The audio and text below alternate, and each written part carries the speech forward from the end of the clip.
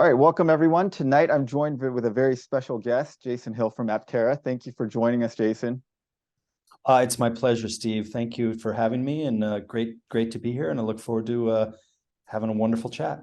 Okay, well, I'm gonna share with you some imagery and take you back to a little bit of what happened in with the original Aptera, and also I think you'll find by the end what we've been able to do is uphold the original vision without it, and in fact we've enhanced it without it getting let's say demolished or watered down. But there's an authenticity to the Aptera mission, but also the Aptera design and engineering that I'm very proud of. And we've got a collaboration with some magical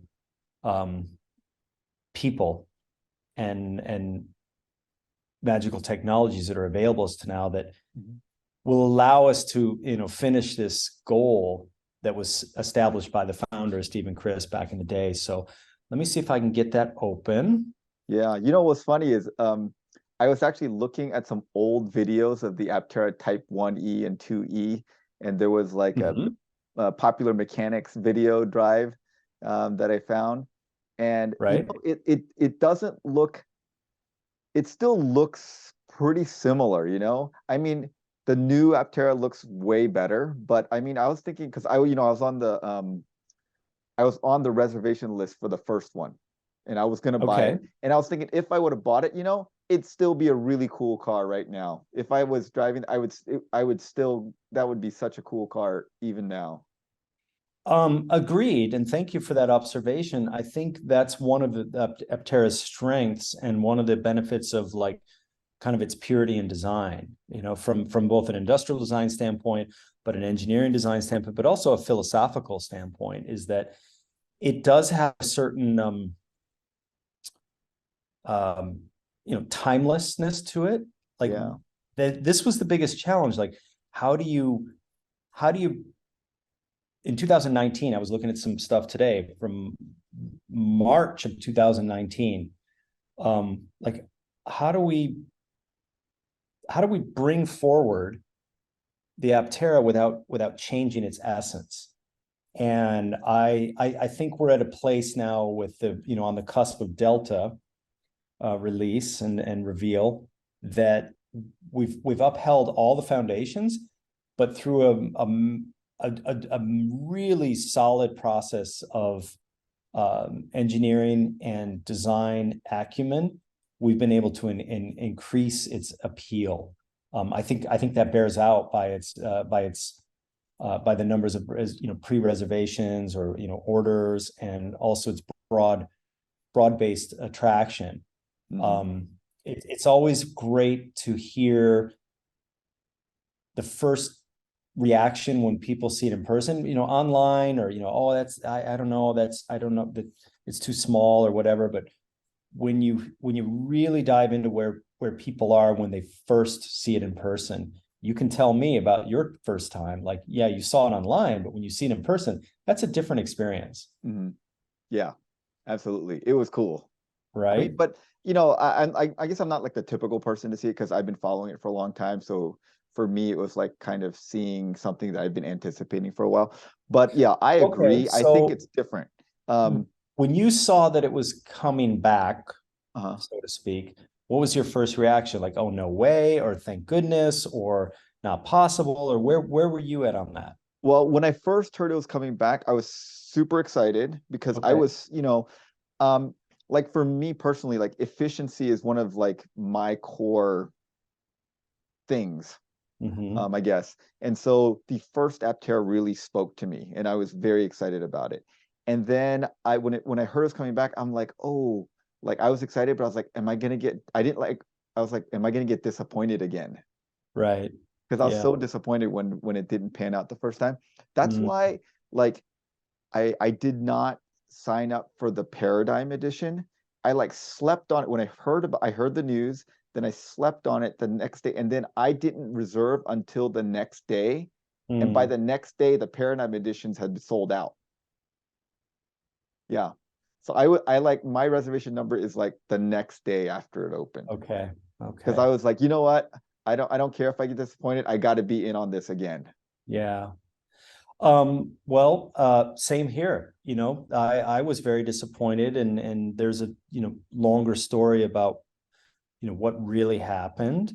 Yeah. But it's outweighed by what's coming, and by what's possible, and where the mission takes us, where the process has taken us. And, couldn't be happier to be at this cusp of the Delta reveal.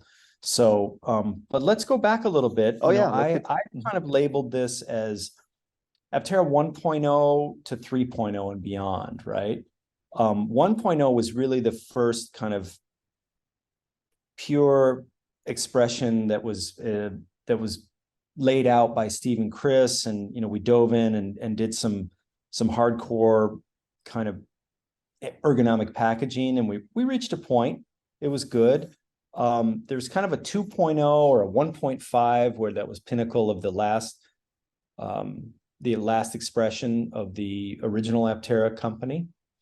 I think I've mentioned where Steve and Chris had an experience, and we maintained a professional and personal relationship. And I always believe that this was a wonderful expression. There's a product market fit. I think that bears repeating, and it's validated by what we're seeing today even in the current environment. There's a hunger for this. There's a natural desire and drive towards this efficiency. So 3.0 is kind of where we're at, right? And 3.0 is the ultimate expression of that will be our production vehicle, Delta. And over the next weeks, it's going to be revealed as in whole, but not all at once.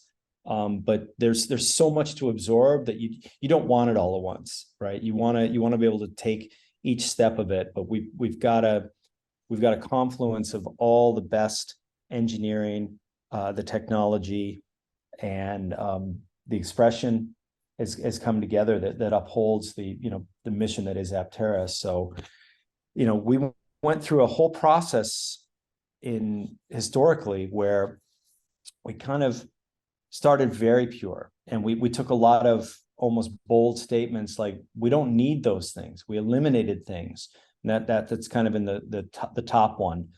And there was a progression towards a little bit more, let's say, not complexity, but we need this because of that, we need this because of that. And then we really hit a point with the Aptera 1.5, which is my not you here, where we lost the soul, we lost the direction, and it wanted to become something it wasn't. And that was very disappointing. It's not that it was wrong per se. The intention was good, but it wasn't. If you're going to do something, you do it towards a specific goal instead of trying to turn something into the other goal. Like, you got to maintain those separations. So, the bottom one here kind of represents the rebirth, and this is circa 2019, right? But it's the same. If you blur your eyes, that's the same essence of what Aptera wants to be and shall be. So, in the early process, we were already thinking beyond, like, how do you add more passengers and maintain aerodynamic efficiency?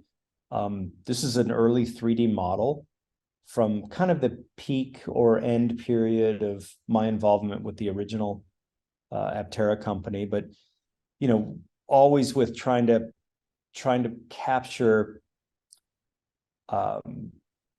what's really important here. And think about it. This is flush or door handle-less in the late 2000s, actually 2007 or 8 here.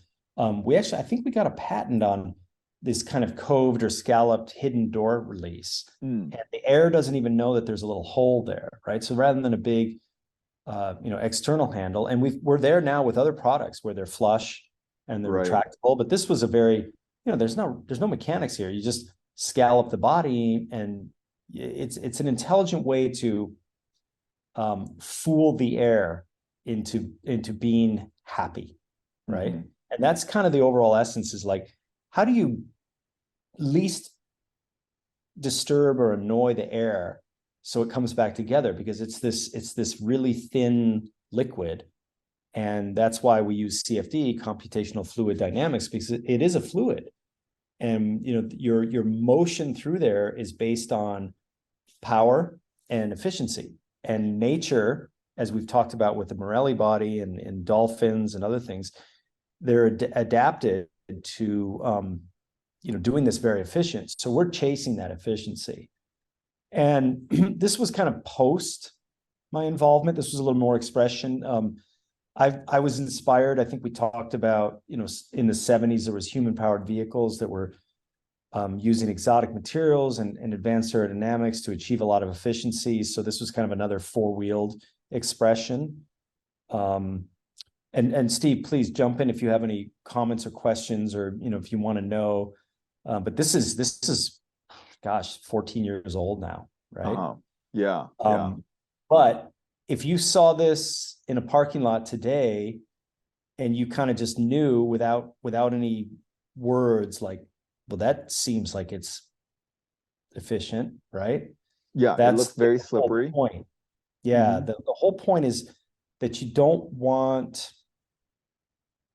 want people to get it, even if they don't like it, right? You want them to go, oh, that must be light, or it must be aerodynamic, or it must be efficient, without having to, quote unquote, advertise it, right?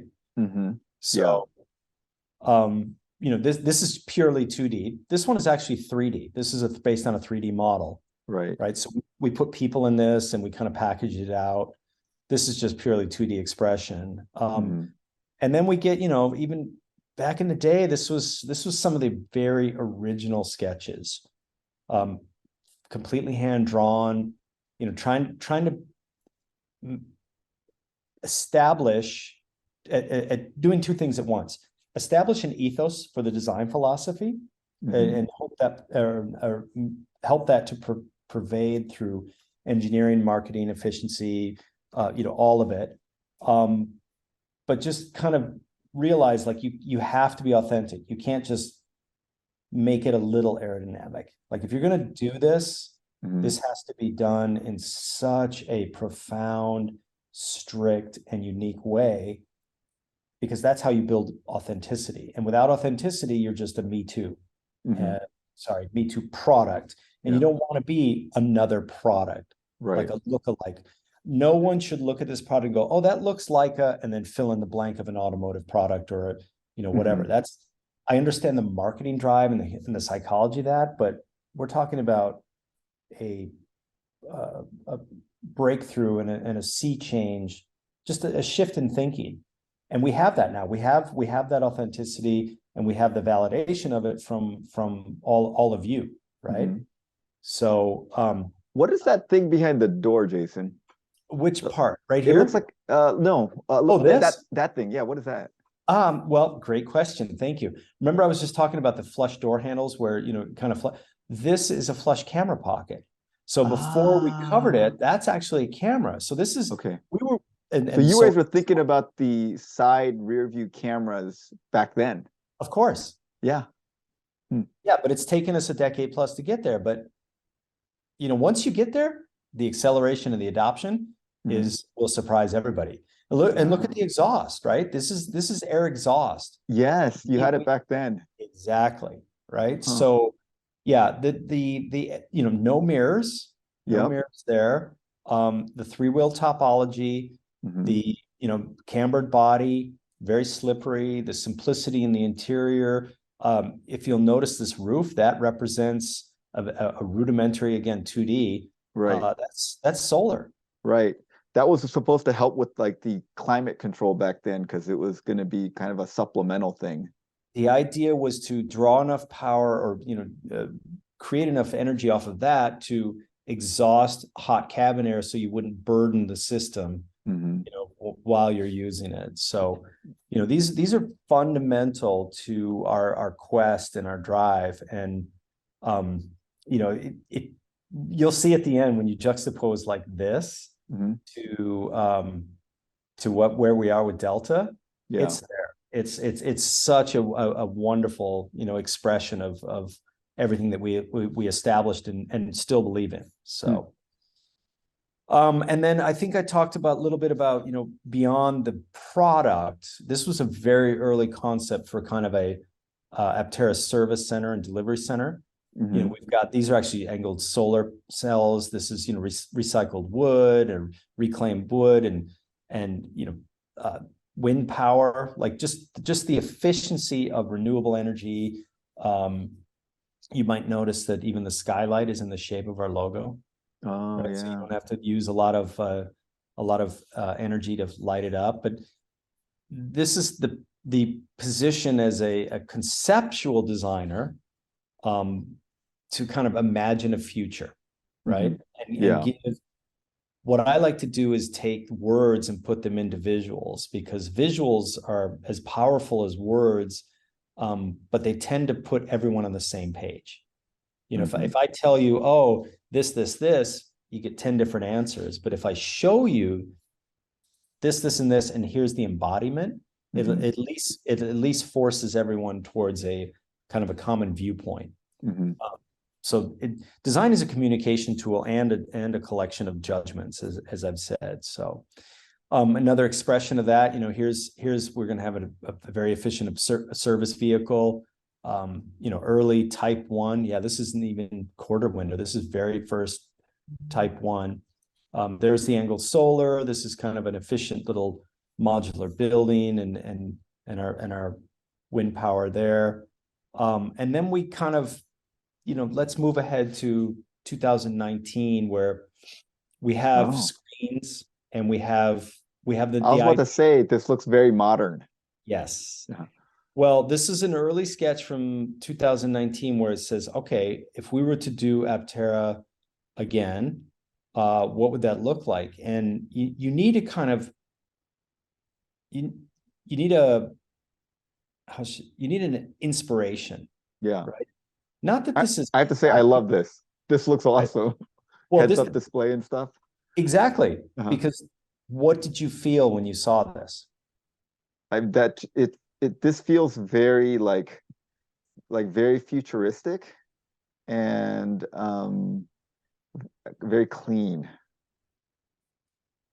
Good words. And those are, we use those words and we use images like this. This was a starting point. It's like, we know we can't achieve this in reality, but we have to shoot for this essence, right? And the process gives you the essence, or the ability to achieve the essence without watering it down. And one of the best things that we're experiencing with Aptera and my experience in automotive design and mobility and, you know, efficiency design for 3 decades plus now, is that you start with a high concept and you end with a product that you go, okay, that's nice, but what's next, right? Designers are eternally hungry for the next one. But with Aptera here, we've especially, you know, 3.0, each generation, as proven by Delta, is getting better, and the Delta essence will be born through to the product like no other vehicle that I've been involved with. Right? It doesn't get watered down. It's only getting enhanced. Right? We've partnered with the best people, you know, internally and exterior. We've got some amazing talents that are very focused on this specific delivery. But I'm glad you noticed kind of the essence of this, because that's what we start with. And, you know, we look to places where we can be inspired from screens and interactions and just, what does that feel like? What does the future feel like? And we do simple things, right? We do very simple things with pen and pencil and a little bit of value to say, you know, we've got these wheel covers. How do we protect them? How do we light them? How do we do things that way? So the process is very much kind of doodles and noodles by hand, but then we move very quickly into sophisticated 3D. Like, for example, here we're looking at, we've got a 3D model of the basic shape, you know, the basic dimensions, and we need to establish kind of a face and not just a face, but the technical aspects of what the lights need to be, right? Both from, you know, a regulatory standpoint, a technology standpoint, but also, we tend to relate to a product like this as that's its literal face. So we want to see kind of eyes, or we want to project anthropomorphic things onto it. Okay. It's interesting that we kind of ended up a little bit different because this was the key sketch that we ran with, right? Yeah, so can you go back, Jason? Sure. So this on the left-hand side does look like a face with the eyes and the nose. Right. Um, and why did you guys decide? I kind of like it. I like the new one too because it kind of looks like a smile, Right. a mouth. But this looks very cute. Like I think my daughter would love this. Okay. She would think that this is so cool. Well, there's Like what probably was the over decision making that made you move away from yeah. this to the other one? It's a mixture because there's probably over 100 variations of like things like this, right? Oh, okay. Some of them are very strongly kind of emotional, both negative and positive. Some of them are a little bit too, let's say, cliche, right? Like expected. And expected is what you're doing when you're an established OEM and you're competing in a market segment that's known, right? But this is not, we would be doing a disservice to the mission if we were trying to fit in or mimic an existing face. And this was a lot of consternation because you gotta realize where the technology is. If you think about it, or what I can tell you is that automotive lighting it's not lightweight. It's not efficient from an optical standpoint. And it's not really efficient from an energy standpoint. So there's a really odd mixture. It's getting better for sure. And we went through that with the alpha phase. We kind of knew, we were pushing boundaries on physics, but between the regulatory requirements and then our optical efficiency goals, having that center headlamp is actually a huge efficient benefit. Like we'll have the most lightweight, the smallest, but also most powerful and most energy efficient. I mean, and most optically efficient, right? Not just, we're meeting the minimums for a motorcycle or an automotive product, but we're exceeding them by like 2x. It's crazy. And that's going to be part of the story for like, we can have a whole episode, Steve, on just about the efficiency of the lighting. I see. It's really, really exciting. Right? I don't know if you're allowed to tell me this yet, but does the headlight track with turning the wheel? No, and the reason is it doesn't need to.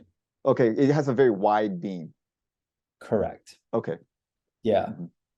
But great question, great observation. These are all, there's no such thing as like a question that doesn't make sense, but really you have to understand, and everybody, like, we've put so much thought into all these little aspects, right? Everything from, environmental conditions, drain holes, like we're bringing all of our best answers. Like, yes, it has a cup holder. Yes, it has, a seatbelt. Yes, it's incredibly strong and safe. All these things, they just naturally flow into this product, right? Yeah. I think it's funny when like sometimes like we think about these things, people are like, I wonder if they thought about this, and I'm all of us are thinking like, they're like professional automotive engineers and designers. I'm pretty sure they know more about this than we do. So I mean it's heartening to. It's really great that you get those inquiries, right? The way I like to say it is like the response is always, you guys should do, and then fill in the blank, like, right? And that means that you've got, especially when it's something like a small detail, when it's a small detail that the overall big picture is already there, right? Are they asking about a detail of color or stitching or some little thing where you're like, okay, yeah, that's this is part of the process. Right. Like, for a while they were like, is it gonna have windshield wipers? And I'm like, Yeah. yeah, I'm pretty sure it's gonna have windshield wipers. Right, right. Uh, Yeah. No, um, not necessarily a bad question, yeah, but also, yeah, of course it will, right? yeah, Because it has to. right. Um, but let me tell you a little story about windshield wipers here. You will find, we will find, and we have found that due to the natural curve and the aerodynamic performance of this shape, that the burden on the windshield wipers um, is much less. Right, because the water just flows off of it. Air, water, the shape, the fullness or the roundness of the windshield. Yeah, Yeah, it's a really interesting effect, but we still need a windshield wiper. yeah. I don't know if you saw, I did an interview with this guy named Mike Hill who modified his Civic to be super aerodynamic with just Sure. like chloroplast, and he was mentioning like, yeah, like bugs don't hit the car, like it's very quiet, that you don't hear any wind noise, Yep. and yeah, it was pretty amazing. But Yeah. yeah. If you think about on a like a super windy day in California here, we have this issue where they're like, oh my God, the wind, and it's all the 18 wheelers and RVs have blown over. Mhm. Really? But the little cars and vehicles that are, a little bit more wind friendly, they didn't, right?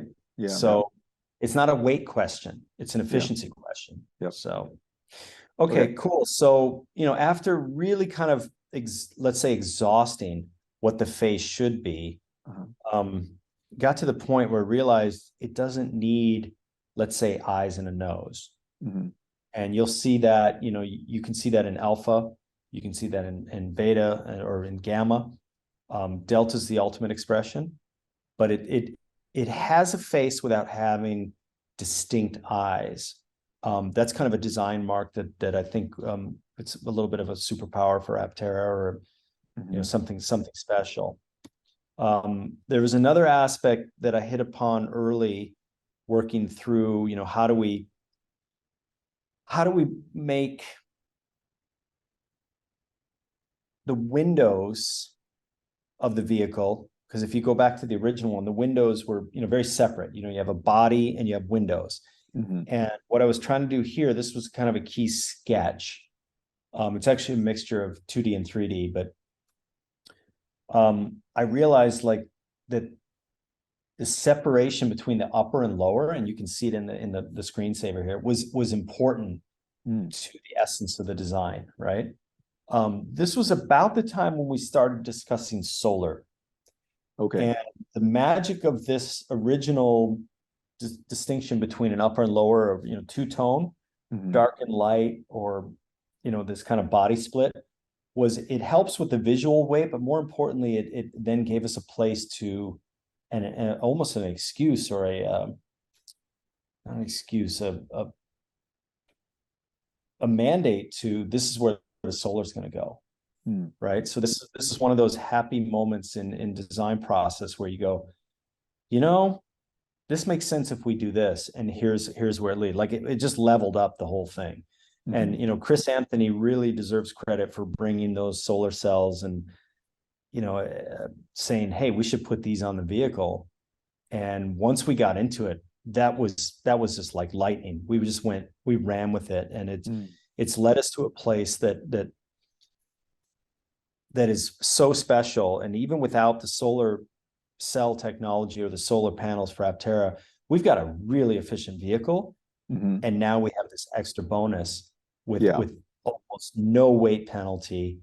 And it's just an additive creative energy source that's just wonderful for us. So very, very happy for us on that. Once you go into 3D, this is a cross section part of the process where you say, well, this is the envelope, Okay.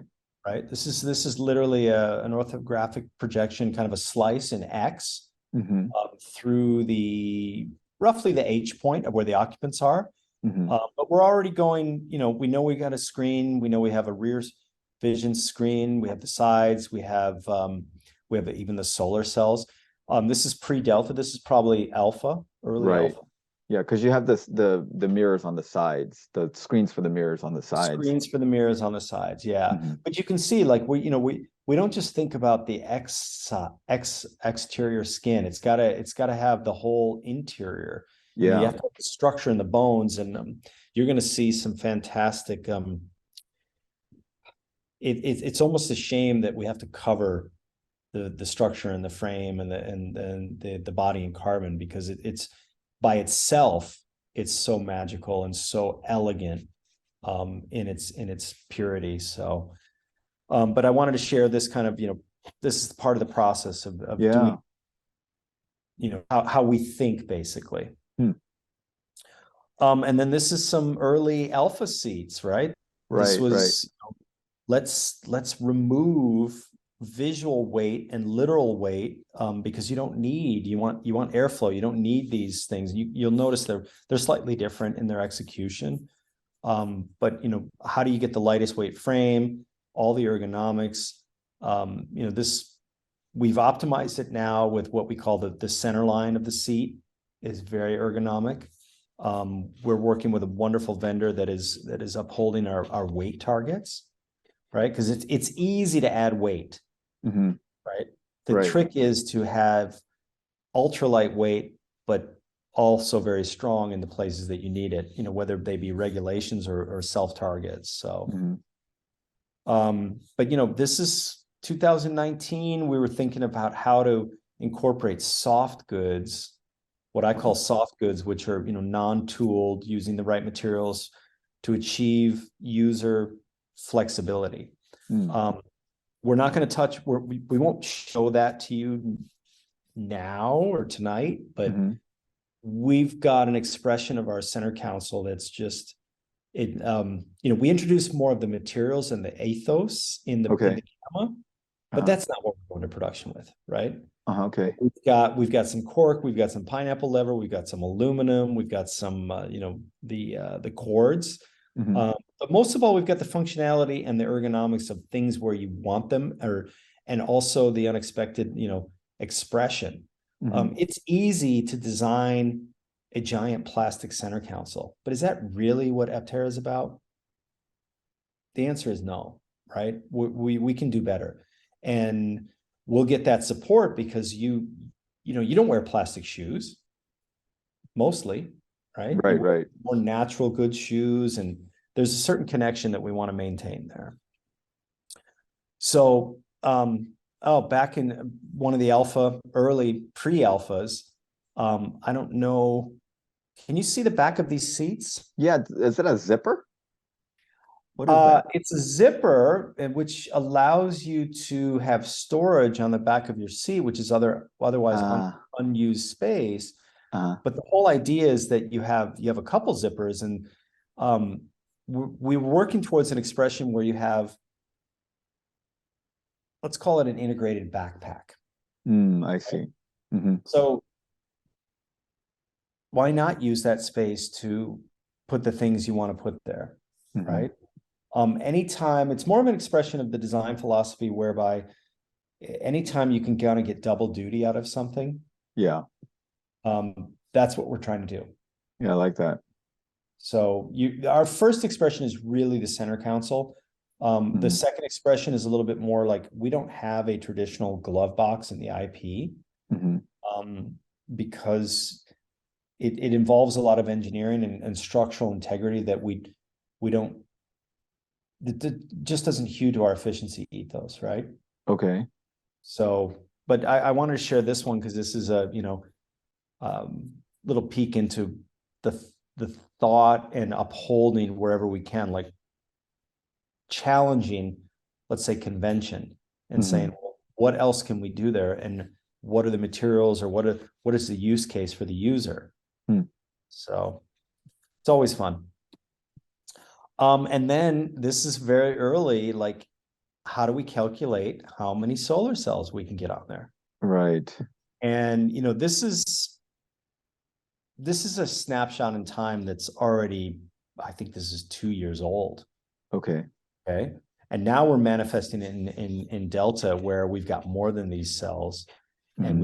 we've got we've got the technology and the process, solar team, led by Anush, has done such a magnificent job of looking at the challenge, and you start with, I don't think we can do that. And now they're just, like, okay, here's what we did and here's where we can go. So that kind of edge of the art with solar is just something super special for Aptera. Mm-hmm. And then we get to where we're going to go with production, right? Okay. Yeah, this we've never seen before. This you've never seen before. This is our Delta, work in progress frame. Okay. And it's almost done, but we've got to hold the batteries and tie everything together. Mm-hmm. And that's what this frame does. And if you imagine how complex a body in white is for a normal vehicle, and then you juxtapose how simple our body in carbon is, Mm-hmm. and how the two work together, Mm-hmm. right? We've got amazing. This is what I was talking about. Like, it's not just the outside, and it's not just the interior, like the seat and the steering wheel. It's really like the structure. And we have an expression of engineering that's, unlike anything I've ever experienced before. And this comes courtesy from our brilliant engineers within Aptera and our partners in Italy that have just brought the best that they can in all their experience to move this product towards its endpoint. Or it's not even an endpoint, it's a beginning point, right? Mm-hmm. So if you imagine if we did all this excellent work towards the next products, which we will do. Yeah. But here you have your composite, you have your metallic elements, and you imagine how lightweight and strong this is. Mm-hmm. Yeah. Right? Your expression kind of gives it away because you're diving in. Oh yeah. This looks can you go back to the previous picture? I can. For what reason? Because looking at the front part of it, I always like when I saw when you guys had that video of the CPC group shell, like I couldn't understand how you would attach the front of it by looking at that shell. But with this, now I understand, oh, there's like this metal piece that goes out front and you can attach the nose cone to that. And that's how it attaches. It's a mixture, yes. It's a mixture of the metallic, let's say, front subframe, right, and the composite subframe that come, or not subframe, but the composite parts that come together. Right. It's this is next level, right? Yeah. This is purity and expression of the Aptera ethos, unlike anything that you guys have seen before. Right. Like this is going directly to Delta. Yeah, when I see this now, it makes sense to me. Like before, I was like, how does the suspension attach to the thing? And how exactly is I thought, like, was the battery going to be bolted onto the body in carbon? But now I see it, like there's this very simple looking, but obviously highly engineered to be simple frame that everything just kind of attaches to. And so, yeah, it just makes sense. Optimized. It looks great. Optimized. Yeah, I've been staring at this for the last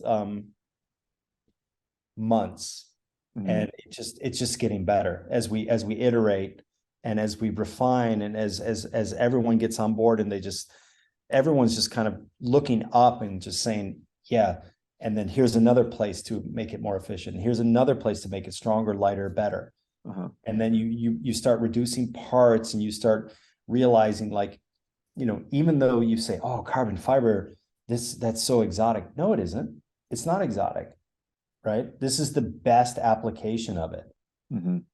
And we're driving it to a place that's attainable. So, this is art. This is pure engineering. There's no style here. This is purity. That's the best part that it goes to the authenticity of what we're doing in design and engineering at Aptera. So, And then, you know, by the time you put the Elaphe motors and the wheels and the tires, you got a vehicle. Yeah. We've got all our carbon, all our SMC glass parts.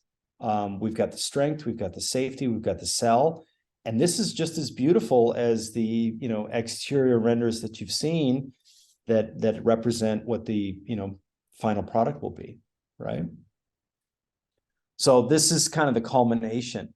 And, you know, you look at it from different perspectives, which you would never see this, but I threw this in there because I'm just like, this is so awesome. Yeah. Right. No, this is like for, you know, engineering type people, this is beautiful. Yeah.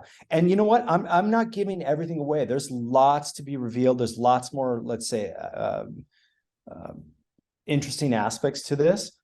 But you can start to see the fundamentals like, oh, this makes sense. Yeah. Right? They tie together in a certain way, and just it's phenomenally awesome. So, and then, you know, look, we're very close. I talked about, you know, the center console. This won't be the production version, but we will be using some of these materials. There'll be some cork and there'll be some pineapple leather, but not in this finish. You know, we're going to uphold our vision system. We've got our volume and our horn. Okay. Right. Yep, I see that now. So yeah, they're actually going to be labeled like that. they have to be, Right. especially Right. the horn. Right. There's Yeah, a certain rule for both motorcycles and automobiles about the labeling of horns. Oh, okay. Yeah. Okay. You know, maybe it's not that exact size or that exact graphic, but it will be labeled such. And then, you know, you can see we've got this magical HVAC vent around the center screen. And we're bench testing that now. That's just from the beginning, the bench test has just been not surprising, but like satisfying, let's say, right? Okay. Because we're not forcing something like, oh, we can't quite get the performance. It's like, oh, this is actually working really well. And if you think about it, you know, the air handler where the air gets conditioned is directly in front and below it. Okay. So the shortest path to its distribution is literally right here. Okay. You know, now the side supplemental vents. Okay, you have some vents for like defrosting or. Oh yeah, there's side defrost, there's cowl, windshield defrost, there's side defrost, and then there's side supplemental vents. There's also vents down below for you know, for footwell. Right. Okay. Right? So it's not just the air from the center. Got it. Yeah. And is there a glove box on this thing? No, we talked about that. We don't have a glove box because then you need parts, you need hinges, you need it strong, you need it lockable, all these things. There'll be a document holder. I see. Because I see this little thing that looks black underneath there. Yeah. Like what is that? That's our document holder. I got it. I got it. Yeah, in the Delta version, it'll be very clear, like, oh, that's where I should put X. Right. Your registration and my registration or you know, my receipt or whatever it is, right? Okay. Yeah. So then you guys will get the full Delta soon enough. Okay. Yeah. There it is. Right? It's beautiful, Jason. I mean, it's nature telling us what to do, and we're just trying to make the best expression for the most efficient vehicle. It's such a fantastic journey. Yeah. And, you know, Delta's really going to kind of, you can see the fidelity of Delta and what Aptera is going to be. It's really, really great for us. So yeah, I mean, you have to be really proud, Jason, of this. I think this is a design that like is timeless because, you know, like I was telling you, the design from 12 years ago still looks great today. I mean, this looks better. I think, you know, but the basic shape and the design behind it, I think it'll like it looks like this because it's efficient and it's aerodynamic. Yes. And 100 years from now, things that are going to be efficient still have to look like this because the air doesn't change.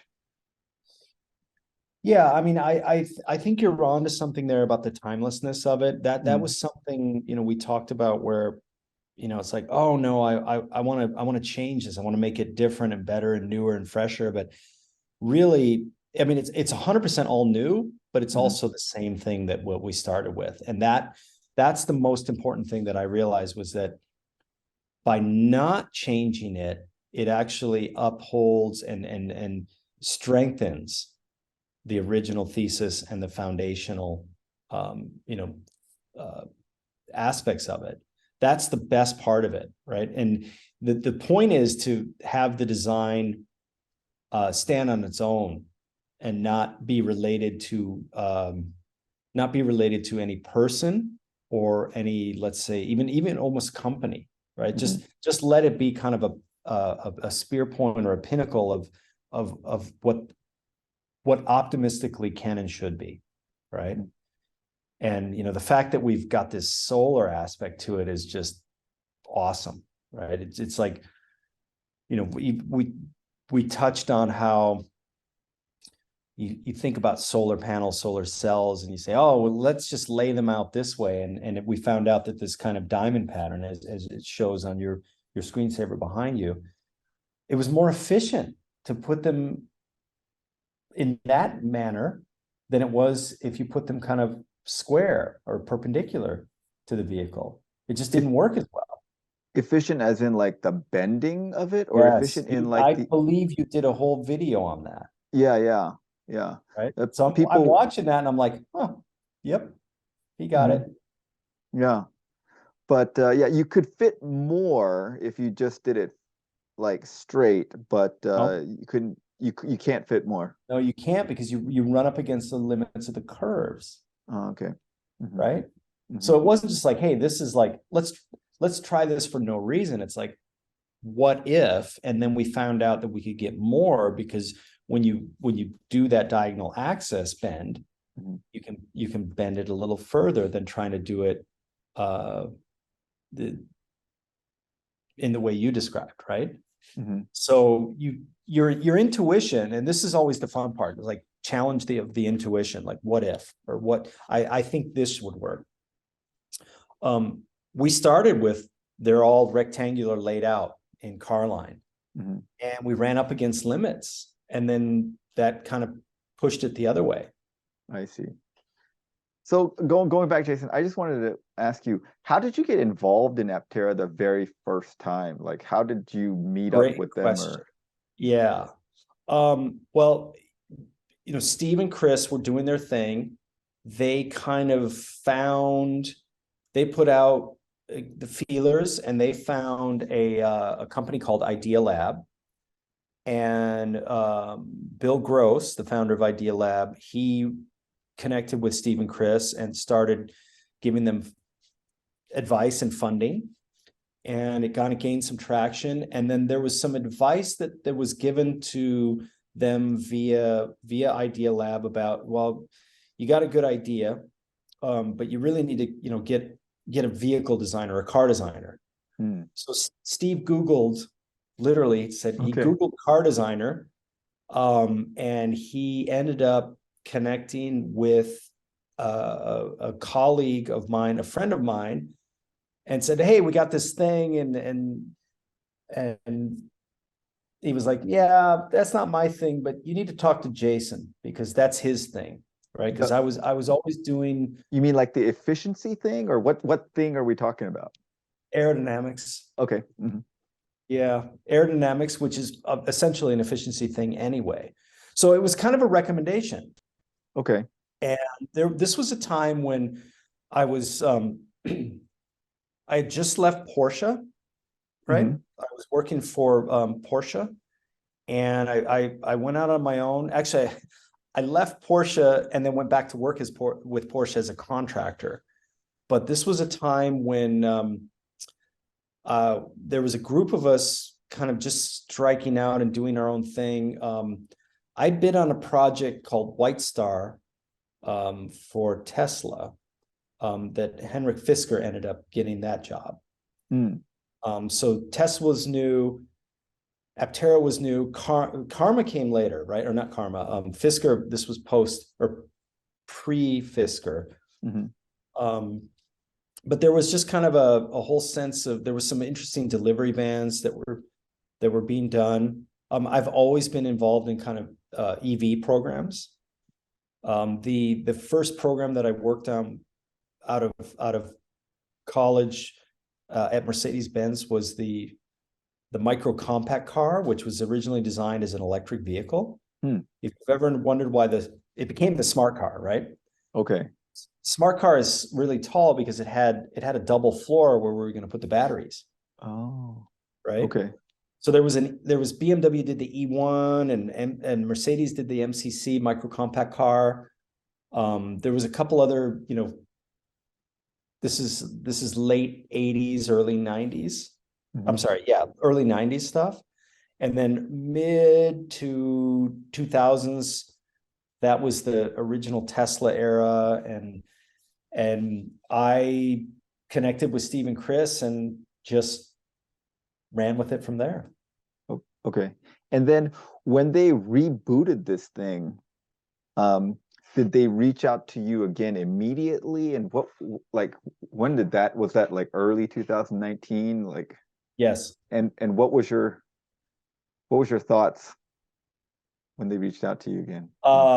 I was really pleased that they were willing to do this again. I think we all went away after the first one and learned more, but also the purity of the idea and the goal never diminished. Right. So we met. Chris and Steve drove up in an electric vehicle, and I drove down to a halfway point between, let's say, San Diego and Orange County. I drove down in my electric vehicle, and we sat down with coffee, and it was 20-minute discussion. Like, yeah, let's do it. I'm in. Like there was no question. Yeah, right? yeah. It was immediately like, let's now's the time. We can get all those things that were wished for but unattainable. Right. Now there was an ecosystem of technology. There was a cost advantage of energy in batteries that was available.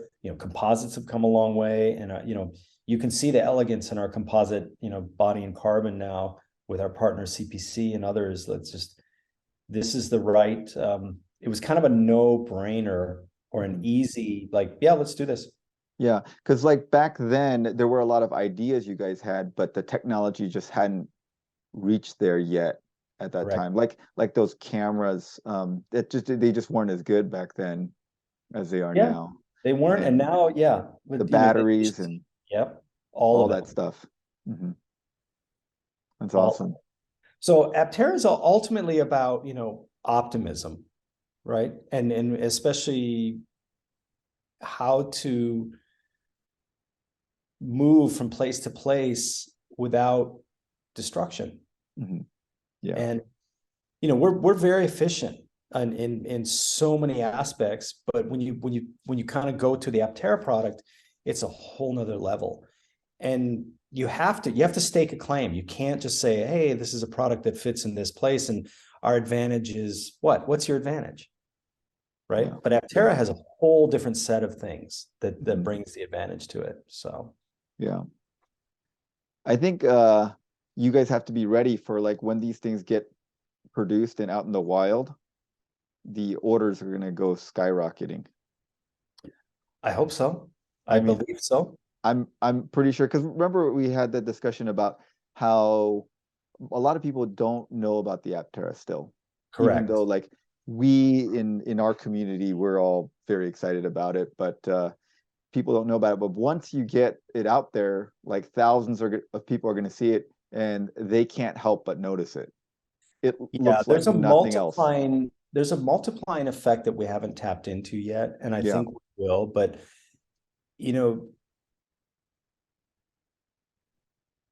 the product in person, as we Yeah. talked about, is so much more compelling than my whole hour presentation about it. Yeah, it's I love to talk about the process, right? Because Yeah.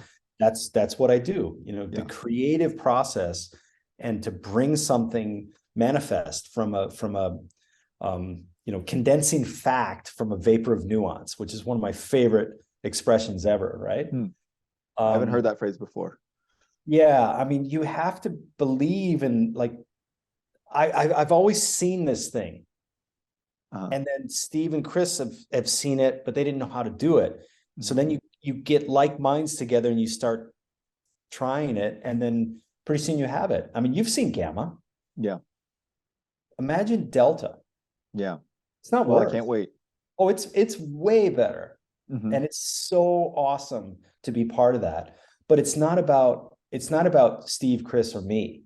It's about what Aptera represents for the future. There's a bigger issue here.